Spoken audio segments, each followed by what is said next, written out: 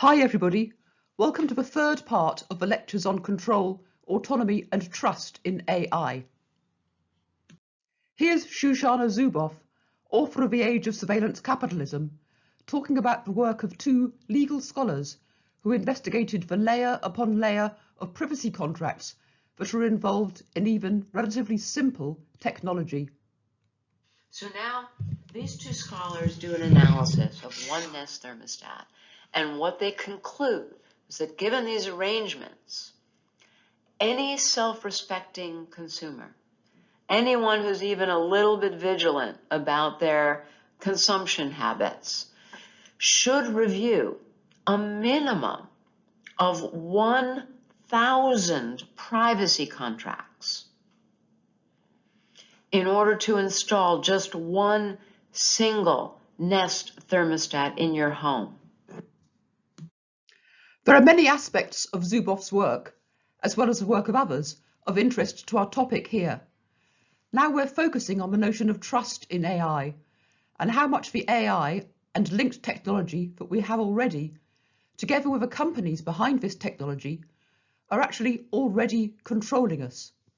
We've looked in the last lecture at issues such as superintelligence and future promise or peril of AI. But here we're looking at the technology that we're using right now, some of which includes AI and all of which processes large amounts of personal data. Pictured here, some tech guy or other, I can't remember who he is, who's apparently getting richer and richer as the pandemic continues, and who is famous for allegedly keeping a sticky note over the camera on his computer, because how do you know that it's actually turned off? Also pictured is my 15 quid Nokia dumb phone, which has the advantage that you can take out the battery because, again, as Edward Snowden has warned us, how do you know that your smartphone is actually turned off? Remember, it's the phone that's smart, not you. So what are the learning outcomes for today? We're going to look generally at trying to understand some of the strategies for achieving trustworthy AI and the difficulties of doing so. In fact, it's a really, really difficult task. We want to consider some simple ways in which the current applications of AI and current uses of personal data are already controlling us and already manipulating us. And indeed, that's only going to be a little snapshot, because the ways in which AI and the ways in which our data is collected and processed as controlling us and manipulating us are legion. They're all around us. We should consider also how this impacts upon our autonomy and agency. And maybe I'd like you to start to consider ways of addressing this, if in fact it can be addressed. And I really here, above all, need to stress that these lectures are just very short outline introductions. In the future, I hope to be posting some videos that go into some of this in more detail. But one of the reasons, one of the driving motivations behind how I teach, or certainly it's an aspiration that I have, is to try to give students the nuts and bolts for thinking through these issues for themselves. And indeed, since the threat of the technology that we're using at the moment is of channeling our thoughts, of manipulating our emotions and how we feel, that developing individual autonomy and developing individual agency and thinking about how you might personally be manipulated by the technology around you is of critical importance. To refresh your memories from some previous classes, trust is a frequently mentioned concept in discussions about codes of ethics and guidelines concerning AI and data. Here's the introduction to the white paper on artificial intelligence from the European Commission earlier on this year, actually last year now, a European approach to excellence and trust, which talks about an ecosystem of trust as a key element for a future regulatory framework for AI in Europe. But of course, trust is not enough. We need technology and data use which is worthy of trust. Surely that is the main issue. We might also notice that talk of trust is often used in the context of encouraging people to use AI out of fears that we may not advance technology as fast as we would otherwise if people don't trust it, or out of fears of a downside to the economy. So, for example, there was quite a lot of fear in this country, in the UK, that AI might be treated in the same kind of way as GM, genetically modified crops, were treated, where there was a great deal of public distrust in GM and there were fears that maybe we need to make certain there's enough trust in AI to avoid a replay of the GM problem. Well, one problem with that is that as soon as people start working out how to gain your trust in something, you immediately become suspicious. So what we really want is trustworthiness. So how might we attain trustworthiness? This, of course, is going to depend upon the context of use and the particular applications and perceived problems and the particular reasons why people fail to trust something. We want safety and robustness. We want verification and validation of AI. That is, that it does what it says on the tin and that its goals and how it reaches them are assessed as valid. Generally, we want transparency too, although I'm not going to say much about this in this lecture as a topic for some following classes.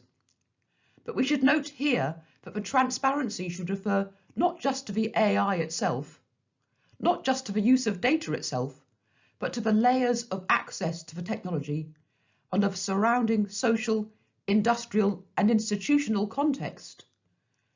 And of course, we have ethical governance in the design and use of a technology.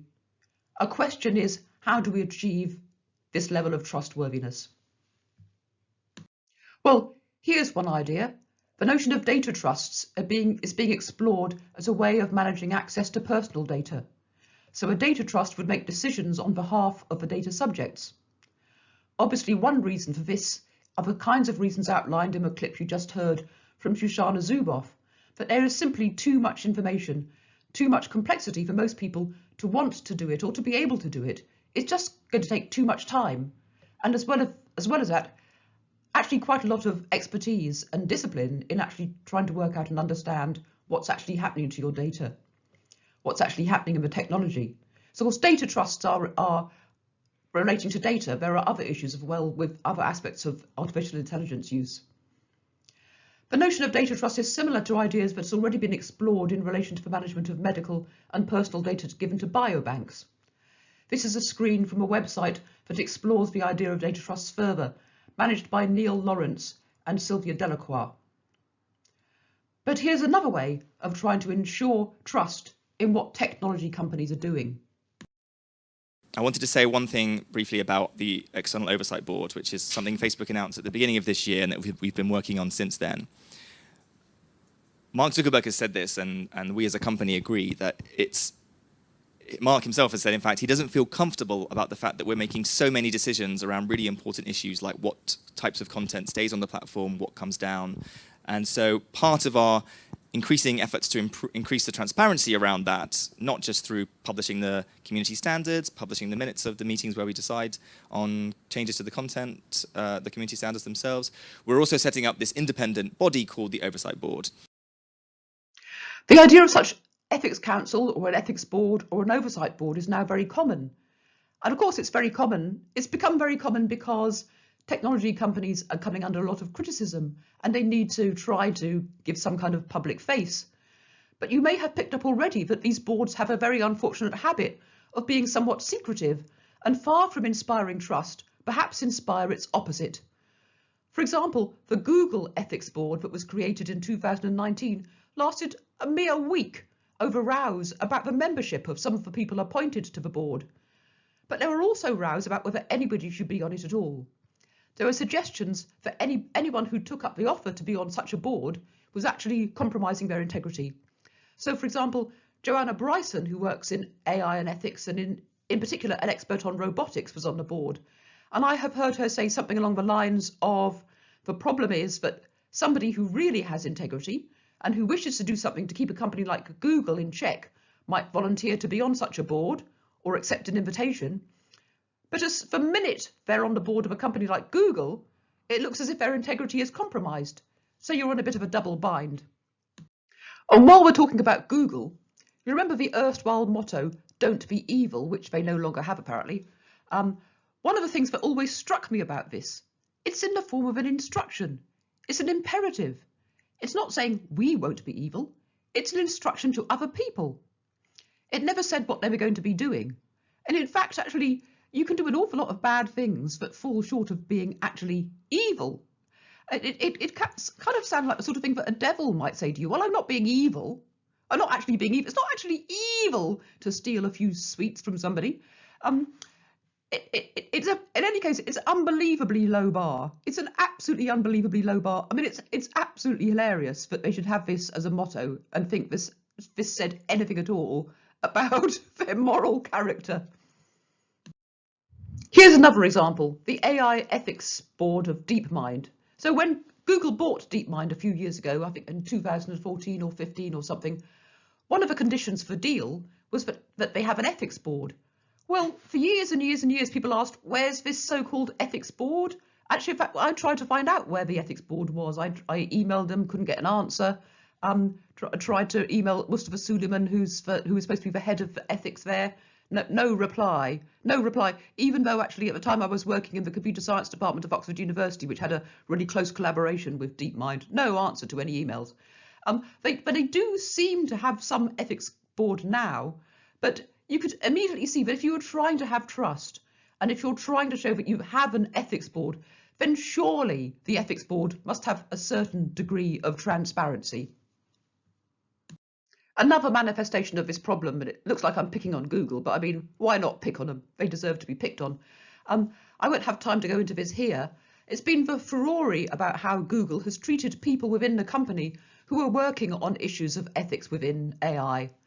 Timnit Gebru and then Margaret Mitchell have both parted ways with Google in, shall we say, a less than exemplary manner. And then, of course, thinking about trust in technology companies, there's the perennial terms of service problem in trying to gain trust. You might have a terms of service which guarantees some kind of useful service, some promises for people using a service. I mean, of course, Twitter itself is one of the platforms that uses AI. We're talking in general about how these technology companies and forms of technology in which AI is part and which uses a huge amount of data, how they operate it. So this Twitter terms of service is 25 pages long, as I've outlined here. So, you know, hands up everybody who's read it and memorized it. So we've got a little bit of a problem. We also have a problem actually, because if you read any of these terms of service, or if you start to read them, if, for example, you've got insomnia and you can't think what else to do, you will often find that there's a little clause that says these terms of service may change at any point. So quite frankly, what's the point of reading them? So we have a little bit of a problem with trust. So let's just remind ourselves what that chap from Facebook said. Mark Zuckerberg has said this, and we as a company agree that Mark himself has said, in fact, that's a coincidence, isn't it? Mark Zuckerberg said something, and by total chance, everybody else in Facebook agrees with Mark. Now, of course, far be it from me to be the type of person who goes around digging up old tweets and so on and so forth. But when we're talking about trust, it's normally associated with the kind of character traits that people have, that they exhibit over time. So at this point, I couldn't resist reminding you of this famous piece of correspondence back from Mark Zuckerberg's day as a student, when he was first setting up Facebook. I'll just leave you to read it through yourself.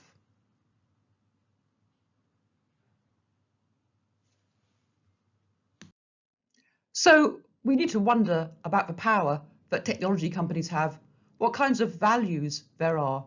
And I'm not talking about the values that people tend to spout, which is easy enough to do, but what kind of values are actually exhibited in how the technology is used, how it's marketed, and what the relationship is between the technology and the people who are using the technology. In fact, you could ask, are the people using the technology, or is the technology using them? So how much power might any ethics board have? How much power might anybody working within such companies have to introduce any kind of ethics oversight? Move fast can break things attributed to Zuckerberg doesn't inspire any trust either. So that although we can see that a set of problems about technology could be addressed by making certain that humans are in control, we then have the old knotty problem identified thousands of years ago. If humans are in control, who looks after the humans? Who guards the guardians? This is the control problem in the technology world, which I've mentioned before, an incredibly complex and knotty problem. If AI and the technology that uses AI is controlled by humans, are we controlled by the AI and the technology? Or are we controlled by the humans who design and implement the AI and technology? And do they even know what it is that they're doing? So we've looked in previous classes at grand visions of AI going into the future, where it might perhaps overwhelm and control us, whether or not our lives might be taken over by some super intelligent artificial and general intelligence, or maybe some rather stupid artificial intelligence which nonetheless has somehow got the better of it. And there is a bit of a debate about which problems we should focus on. So, for example, Nick Bostrom has argued we should focus on the big picture questions, because even if the envisaged disasters are unlikely because of their huge possible cost, if we can do a tiny bit to avert disaster, we should do so. Whereas some argue that we should focus more on the here and now. And I actually really think this is a completely false dichotomy, because we do need to look at the here and now anyway. And I'd argue actually that fears about a future control of AI might distract us from the fact that there's an awful lot of present control. And we can't think about how we might go into the future without how we're seeing how AI is already controlling us. So, for example, some of the strategies for how we might deal with a possible super intelligent AI revolve around making certain that that super intelligent AI is compatible with human desires and preferences. But our desires and preferences are already being moulded as we speak by the technology all around us, the technology into which we've crawled like into a spider's web. So we need to ask how humans are going to be affected by AI, which is going to be an incredibly complex and actually really rather difficult question, especially as the technology is embedded in so many ways that we communicate, how we see each other, how we see ourselves, how we see the world. Now, all technology is going to affect us in various ways. If you use certain tools, you'll develop certain skills, you might lose others. When writing technology was introduced, it changed in many profound ways the ways in which our memory works, the ways in which we think about the world. If you use, so for example, musicians who use certain instruments will develop bodies in different ways depending on what instrument it is that you're using. So a lot of the ways in which we're changed by technology can be beneficial, of course, but we still nonetheless might be losing something. So even if technology is beneficial, there might be ways in which we're being affected by it, which might not be so beneficial. So, So for example, if let's use a musical instrument analogy, you could get huge pleasure and enjoyment from playing a particular musical instrument. But say, for example, if you're playing the flute, and my sister is a flautist. If you play the flute, I always get it wrong way around. You're doing something on one side of your body, and you may need to find that you need to do things to sort of be careful about how it's changing your posture and so on and so forth. I'm kind of half making this up. You'll probably laugh at me, but you get the picture. Tools that we're using in certain ways could have great benefits, but still nonetheless be affecting us in ways that we need to think about. So something else that we need to think about in relation to AI, if AI is changing how we see ourselves, how we see other people, how we see the world, that's the nuts and bolts out of which we think about our very values. So it's changing the ways in which we might even notice that certain things are happening at the same time as we're trying to think about whether or not the AI is beneficial and what problems it might have. So we really, really need to think in really close and deep ways about how we're being affected by artificial intelligence. So this is a joke which I pinched from the Babylon Bee, but actually there are lots of jokes about technology which are actually really rather close to the bone because of the way in which it's affecting us so profoundly. So this app reminds you to look up from your phone to check to see if your kids are still alive. Well, this is a joke. The reason why I picked this, I'm going to explain why I picked this particular joke actually. So a lot of the technology that we have is, you might say, addictive by design. So you probably know that when Facebook first put the notification button on, it was blue. Well, nobody takes much notice of blue things. It's quite calming colour, isn't it?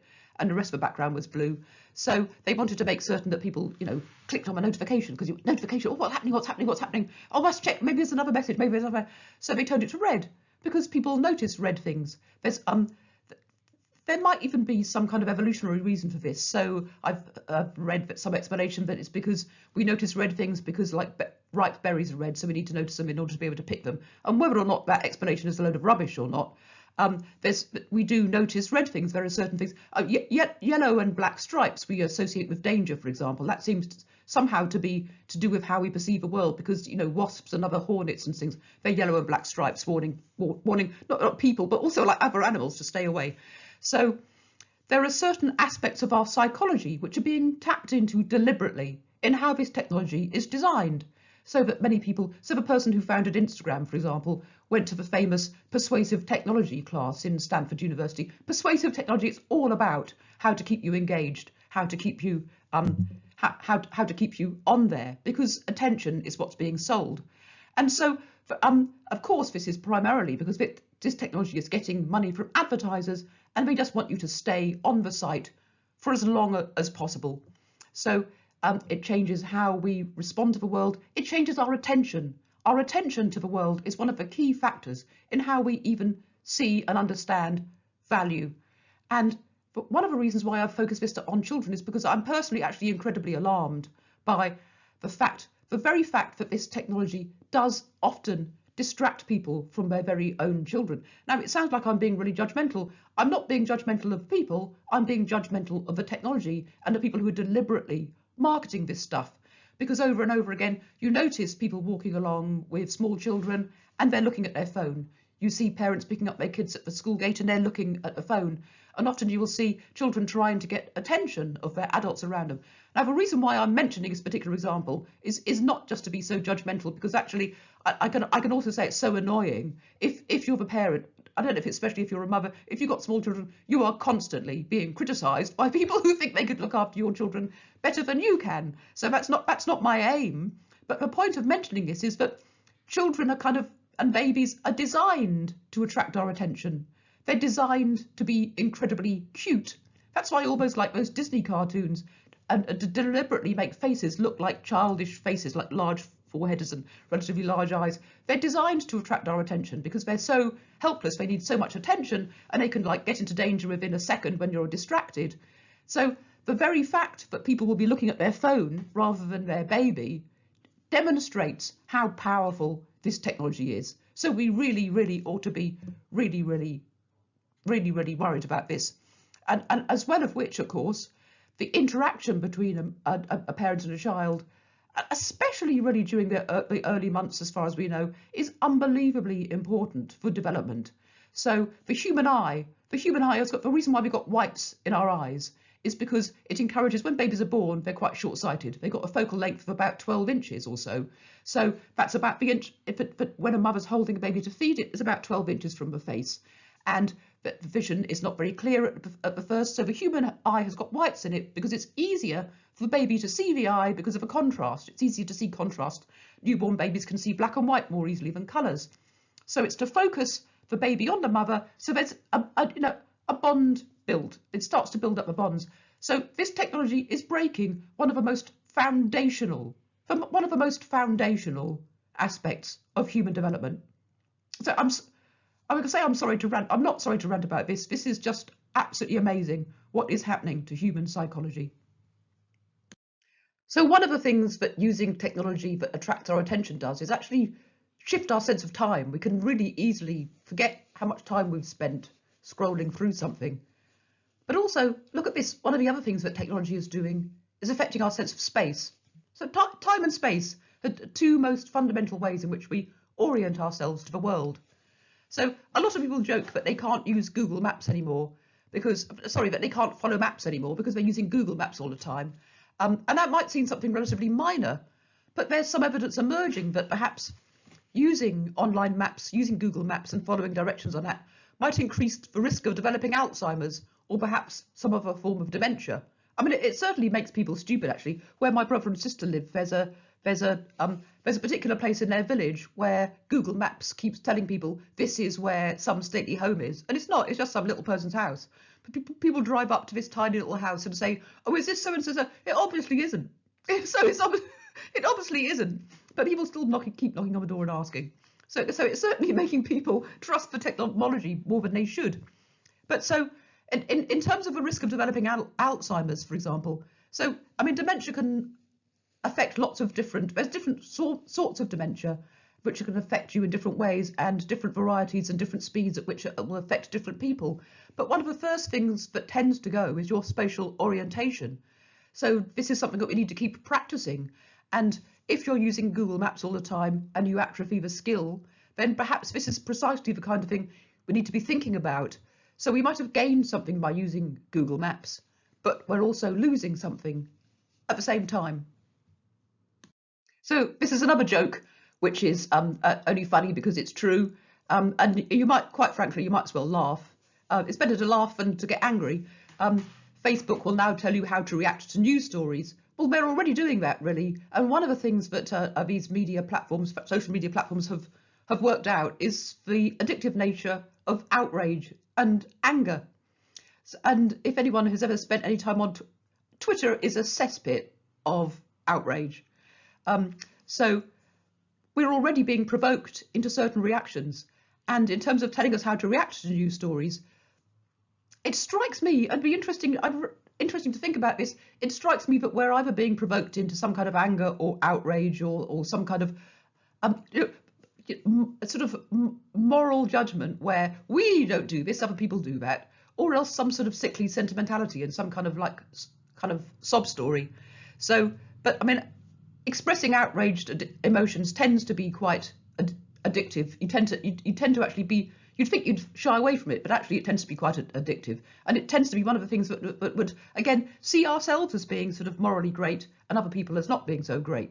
And in fact, that's something that you can see actually mirrored in the tech companies themselves. The idea that they're somehow the moral bastions and that what they're doing is all for good. They've got all these sort of moral homilies about how they're having to eke out hate speech and all the rest of it. They're trying to sort of like track down and eke out hate speech at the very same time when they're actually encouraging it by the way in which they're built and the way in which they reward people. And this research article from a few years ago is just one example of how emotional contagion has been shown to spread massive scale emotional contagion through social networks. So again, you've got to think about what emotions are being what emotions are we catching? What virus is running through these social networks? So I joked a few lectures ago about an autonomous car that might be sufficiently autonomous for it to be able to work out how to persuade you not to go to work, but to drive to Brighton and sit on the beach eating chips all day. But in actual fact, that's not so far off from some of the proposed uses of emotion detecting AI. So this is an article about a proposal to put emotion detecting AI in autonomous cars so they can detect the emotions of a driver. Now, there's also currently, as I'm doing this lecture, there's a lot of work with people being actually really skeptical about whether or not emotions can truly be detected, but the emotions that people display are very various. It can be hard to read someone's face. They vary depending on your gender, on your class, on your ethnicity, and on your culture, and so on and so forth. Although it is certainly the case, but we can still be nonetheless manipulated by it. But in any case, even if this doesn't work, we can learn a lot by looking at the aspirations. So, and there's already the use of some use of some sort of software. So, for example, in military planes, which are incredibly complex to use, there's already emotion detecting, so that in the pilot's face you can work out whether or not a pilot is becoming distracted or getting tired, and then could basically be really useful because then it could prompt you or maybe take over or see when the person's not concentrating. And when you're doing something as dangerous as flying a plane, that could be really useful. But this article talks about emotion detecting AI, which is trying to design to see how you're feeling, and of course it'll know where you're going. So it'll be like having a kind of really nagging chauffeur who doesn't really know their place, who's actually telling you how you should think and feel. So supposing, for example, the suggestion is supposing, for example, they know where you're going to a work meeting, or you're going out maybe on a dinner date with somebody, you're trying to impress them, you're looking a bit gloomy or a bit distracted. It might do something like put on some music to put you in the right kind of mood. Whatever the right kind of mood is for going on your dinner date, maybe you should be all like cheerful and relaxed and so on. whether you're going to a work meeting, you shouldn't be too, whatever it is for work meetings about, you should be in the right kind of serious mood or whatever it is. This is just completely unbelievable, actually. There seems to have completely bypassed the notion that how we feel is normative. How you should feel on a certain occasion is a normative question. So, and I know this just doesn't happen to women, but a lot of women complain about being told, oh, cheer up, smile, you've got to keep smiling all the time. So different things will happen to different people. I'm not saying this just happens to women by any means, but there are normative ways in which we're expected to present ourselves. And if you think that it's okay to let an AI do this and tell us how we should be thinking and feeling, then I think you're putting too much trust in the technology. So this is kind of, even if it's not going to be control us in any really serious way, even if we can get round it, it just seems amazing that this sort of thing would even be suggested. It just seems to be going really a step too far. Okay, look, I've pinched yet another joke. New Apple Watch can be implanted in your hand or forehead, cost just $666. And of course, it seems like a complete joke to have it right in the middle of your forehead here where everybody can see. But you'll all probably know about Elon Musk's Neuralink company, which is looking at brain implants. Now, it's actually really important to look at how we might go from the early promised use of such technology into a more standard or normalized use. So, because this is something which happens over and over, so I want you to pay attention to this actually. So the proposed uses of this is the idea of implanting something in your brain which will give you a direct interface with technology. So you might think that's a bit dicey actually. Nobody's going to want to have their skull cut open and brain surgery unless something really critical has happened. But the proposed uses for this, the first uses would be for people who have suffered really catastrophic injuries. So, for example, somebody who's completely paralysed from a neck down or who's lost their sight and capacity to speak, for example. And so it's actually really quite easy to think that could be a real boost for people. And that even though the operation might be really, really risky, if you had lost so much, you might be well prepared to take that kind of risk. But one thing to watch out for is how we can be warmed up to the use of such technology via its introduction in the medical context. And the imperative of compassion in such context, as well as the gravity of what has happened to people who might have suffered from such catastrophic losses, is often the road through which such technology is introduced and normalised. So there are many ways in which this has happened through the current pandemic, for example. Technology has been brought in because of the gravity of the situation, and once it's brought in, you'll never get rid of it. Or that it's brought in one context. You say, well, it's fine there, let's use it for something a bit less serious. So we also need to think about the ways in which technology is integrated into our lives, actually literally in the space of our brain. It's affecting our brain development, it's affecting how our brain sees the world. It's as we've seen, it's making us less good at following directions. It's affecting our sense of space, affecting our sense of time, affecting how we see ourselves, affecting how we see other people. It's already doing that, even if it's not actually physically integrated into our brain. And this is another pet hate of mine about how technology might be altering how we think even, actually. One of the great advantages of doing your own lectures is you can rant about whatever most annoys you. So these Grammarly adverts really, really, really annoy me. They keep coming up. Great writing, simplified.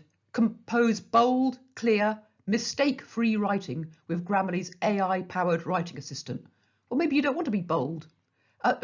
Maybe actually you don't want to be quite clear. Maybe you're trying to say something in an email that you don't want your boss to realise, in case your boss ever reads your email, that exactly what you're saying.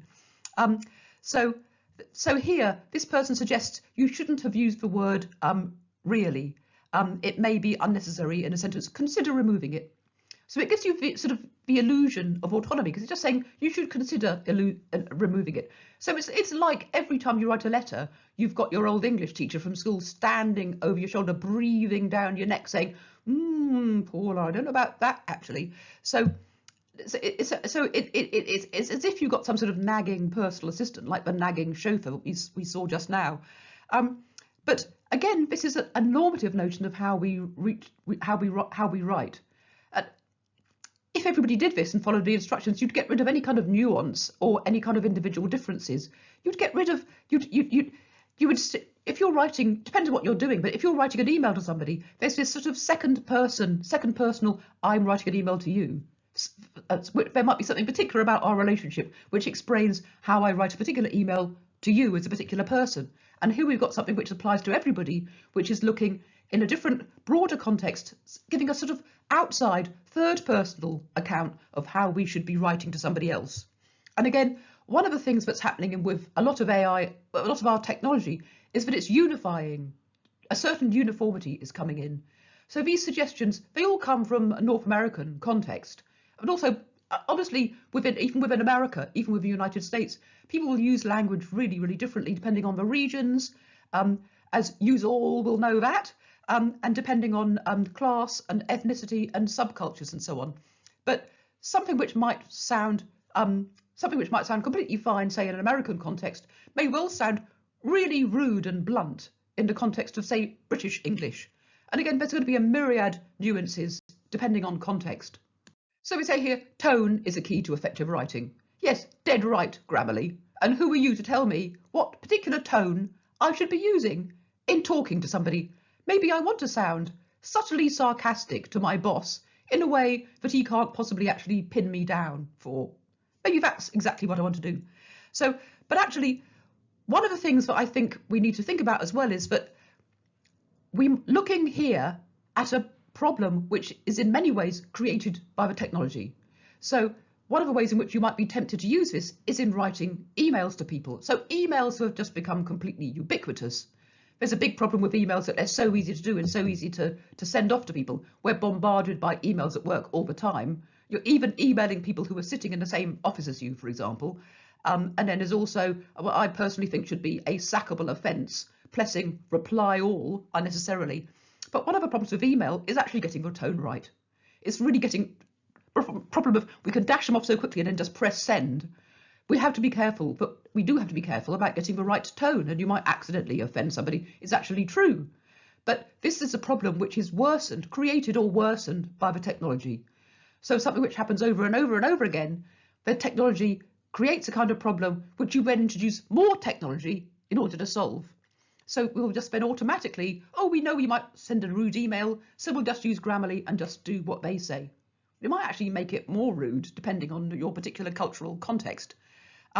So this is something which happens over and over again, and we need to really think about. So if there's a problem, it's not because the technology is so good at using this. It's because there's a problem with email technology. There's a problem with emails. And so we've introduced yet more technology. This happens over and over and over again.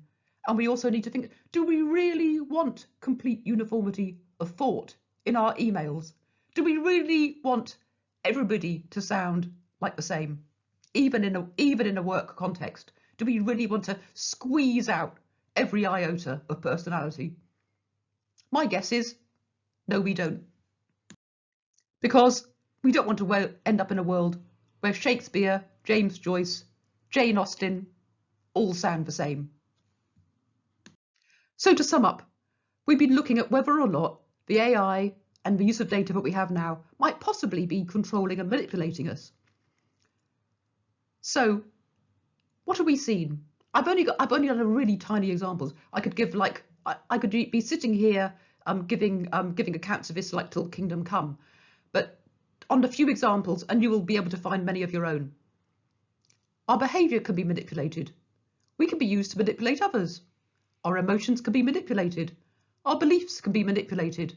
How we see ourselves can change. How we relate to others can change.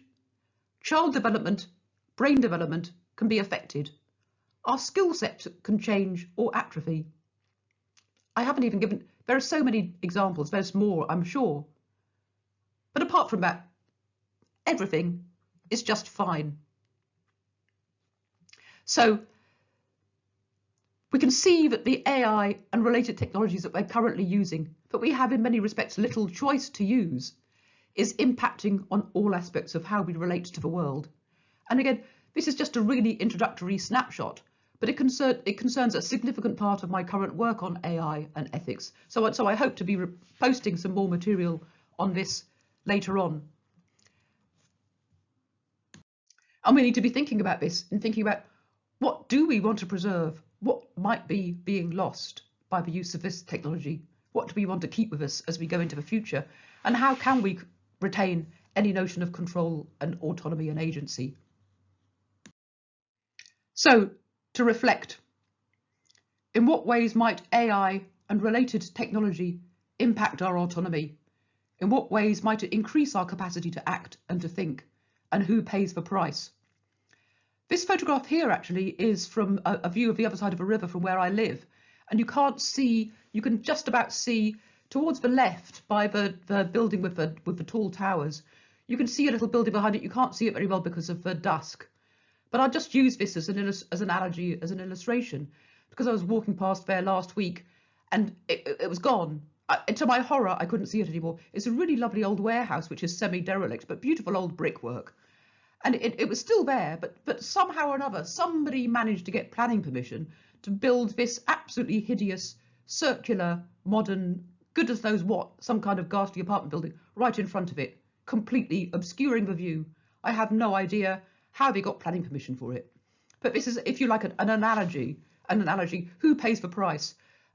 There's loads and loads of huge, massive, high-rise buildings on the other side of the river being built all the time, most of them empty, actually, unsold apartments.